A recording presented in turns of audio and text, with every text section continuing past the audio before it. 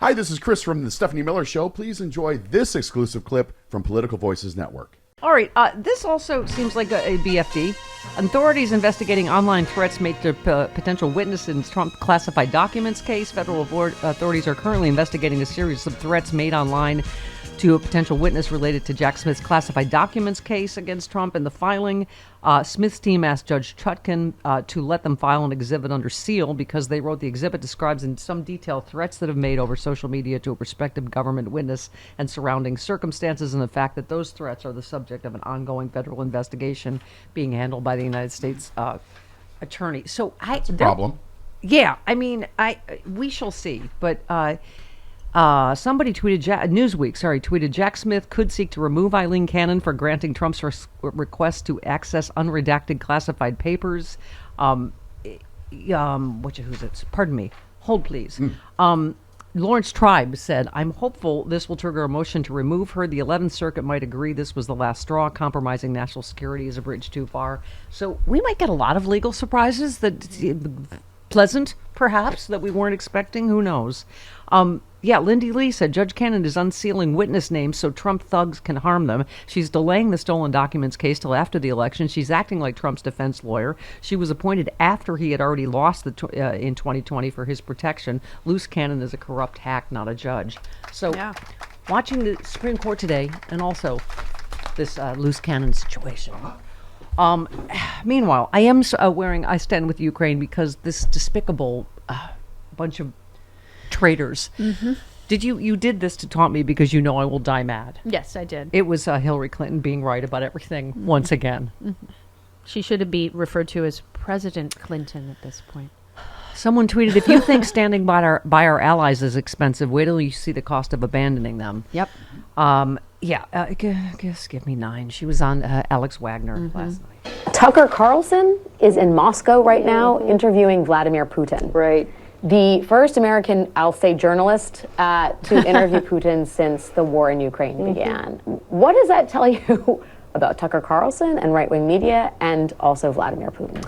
Well, it shows me what I think we've all known. He's what's called a useful idiot. I mean, if you actually read translations of what's being said on Russian media, they make fun of him. I mean, he's like a puppy dog. You know, he somehow has, after having been fired from so many outlets in the United States, I would not be surprised if he emerges with a contract with a Russian outlet because he is a useful idiot. Yeah. Bam. When the Kremlin calls you a liar, is that a different level of being a liar? I think so. She said, no one's even bothered to interview Putin, and every CNN, Christine Amanpour's like, we ask all the time. Yes. Of course he doesn't want to talk to... The real journalists are in prison. Yep. Right. In Russia. Exactly. Not getting a hotel in Moscow like Tucker is. Okay. How do you know he's not getting peed on? Well, that's true. That was what I was implying. Psst, and okay. Dr. Brown tweets, if Ukraine falls, Putin will invade Eastern and Central Europe. If Ukraine falls, Xi will invade Taiwan. Ukraine must not fall. The ramifications are beyond measure. Stand with Ukraine. Jody, I don't know if this has been confirmed, but it's on Twitter that Warren Buffett is giving Ukraine $500 million. Somebody says it might be his son doing it, so I don't know. God bless whoever, if they are. Yeah. Yes. And people stepping into the fray, like Dr. Redlener and Malcolm Nance, and people trying to understand how important this is. That was a great tweet about if you think, standing with our allies is expensive, where do you see what it costs us in blood and treasure over many years and geopolitically if we abandon them? President Clinton. He says things that are not true. He parrots Vladimir Putin's pack of lies about Ukraine. So I don't see why Putin wouldn't give him an interview, because through him, he can, continue to lie about what his, objectives are in Ukraine and what he expects to see happen. It's really quite sad that not just somebody like Tucker Carlson, who has, as I said, been fired so many times because he seems unable to correlate his reporting with the truth. It's so diplomatically put. Yeah. It's almost like she could be Secretary of State. What? Yes. Yes. But also because it's a sign that there are people in this country right now who are like a fifth column for Vladimir Putin. And why? I don't know. I mean, why are certain Republicans throwing their lot in? Why are, other Americans basically believing Putin? Why did Trump believe Putin more than our 11 intelligence agencies? I don't know. Do you have a working theory? I do have a working theory. I know. Oh, Mr. Carter. Qatar. Mr. Qatar, yes, Horshack. Qatar, yes. Horshack. As everyone said, this is like a thank you for 2016 for interfering to help Trump and Republicans in 2016. Someone was saying it's a down payment for 2024. Absolutely. It's like, right? Yeah. It's like, please interfere. Please help us again. Look what we just did for you. One more, Secretary Clinton. It's more than just the political partisan advantage. There is a yearning for leaders who can kill and imprison their opponents, destroy the press, lead a life that is one of impunity, unbound by any laws. There's a yearning among certain people in our country for that kind of leadership, and I find that absolutely gobsmacking terrifying. Yeah. Yeah, Lincoln Project said the architects of the coming Russian victory in Europe and the enablers of the new axis of autocracy between Russia, China, and Iran aren't in Moscow, Tehran, or Beijing. They're in Washington, D.C., and every last one of them is a Republican. I mean, oh, dear God. One last one for you. Okay. So many chances to redeem yourself, so little time. My guess is that Trump will be a convicted felon when he gets on the stage to accept the Republican nomination for president. Who said that? Oral Hershiser. No, that would be Chris Christie, who predicts the Supreme Court will not hear Trump's appeal and the trial will begin in May.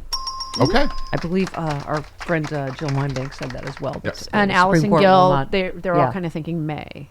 Yeah, but the Supreme Court will not hear the appeal and it will go forward in April or May. All right, well, that's exciting. Speaking of the Supreme Court today, our friend JoJo from Jurors says, Ginny Thomas, the wife of Supreme Court Justice Clarence Thomas, sent dozens of text messages pressuring now indicted and cooperating witness Mark Meadows to make now indicted and cooperating witness Sidney Powell, quote, the lead and the face of the efforts to overturn the 2020 election. Her husband and, quote, best friend is set to weigh in on the case determining if Donald Trump is eligible for the 2024 ballot. It's all fine. It's Everything's fine. Everything's fine. I don't know what you're concerned about. There's nothing more to see here. We should... Oh, by the way, a moment of silence. That's it. Marianne Williamson has, oh dear, Oh. yes, has dropped out. Couldn't happen to a warmer person. Christopher Louise. What? What did I say? In a totally unrelated story, MSNBC just unearthed footage of RFK Jr. from 2000 admitting that a third-party candidate only serves to help Republicans win. Okay, good. Everybody, Well, coming he's- to their he's senses now? Is everybody? He's now the second presidential candidate without immunity. Yes, I see what you did there. I see what yeah, look at because, you. hey, we're excited. You know why we're getting oral today? What? We're getting oral today. We are. Oral arguments. Thank you. What else did you think I mean? Oral arguments at the Supreme Court. Christopher, Yes. who said today we will see the level of intellectual gymnastics from the conservatives that I swear Simone Biles will copy in Paris this summer. That's how much twisting and turning they're going to have to do to keep Trump on the ballot. Who said that? Oral Roberts. No, that was good though. That was a good guess. I Thank got you. it. And I was had going a to say point Orly to it. Tates. No, that was our friend Ellie Mistal Okay. Oh, we love him. on today's oral. He hasn't been on in a while. We haven't had this much oral since Bill Clinton. That was a lot of, a lot of legal arguments surrounding that, sure, yeah. as you know. Okay. I like mine better. All right. I should learn not to compete with you. You always win. Yeah, I was thinking would be shocking if what if the Supreme Court goes the way we don't expect on immunity and the way we don't expect on this? Like, what if immunity doesn't matter because they're like, yeah, you're right. He can't be on the ballot. I mean, Yeah, but I immunity just- doesn't matter whether he's on the ballot or not. Right. Right. Well, you know what I'm saying, though. It's like it just. I feel like with this Supreme Court and in this year, I don't know what is going to happen. I know what everyone thinks is going to happen, but